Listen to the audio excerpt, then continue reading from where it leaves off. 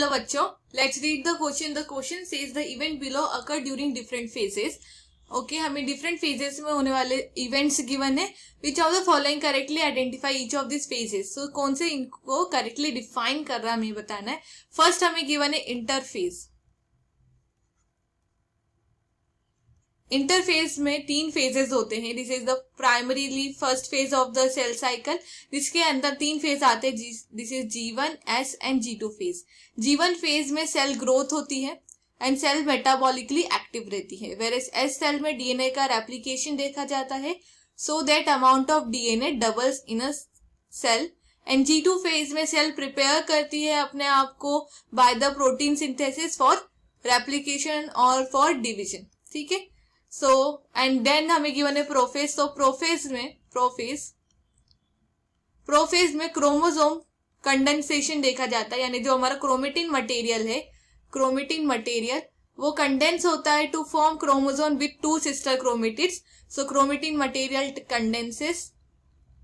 And जो हमारे centrosomes भी जो डुप्लीकेट हुए थे ड्यूरिंग द एस फेज, वो भी मूव करते हैं towards opposite poles. It moves towards opposite pole.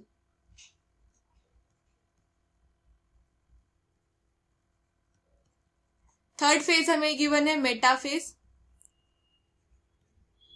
So during the metaphase main features देखे जाते हैं. जो स्पिंडल फाइबर्स होते हैं, स्पिंडल फाइबर्स ये अटैच होते हैं हमारे, they attach to kinetochore of chromosome, so that ये एक मेटाफेज प्लेट पे अलाइनमेंट कर सके सारे क्रोमोसोम्स का. सो क्रोमोसोम्स अलाइंड हो जाते हैं. Chromosomes aligned at equator, cell के इक्वेटर पे ये अलाइन हो जाते हैं to form a metaphase plate.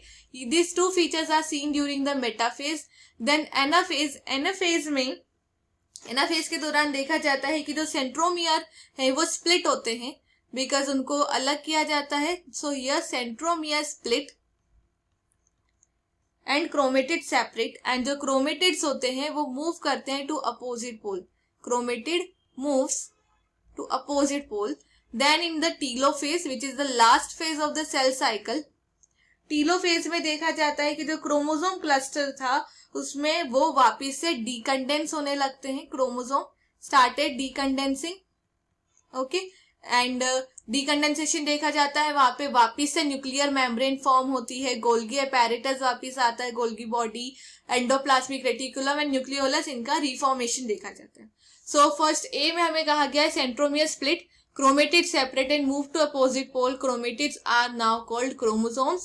So ये देखा जाता है during the anaphase. As we have written, centromere split होते हैं, chromatids separate and move. So anaphase में देखा जाता है A. So हमारे option C and D wrong हो गए. Okay.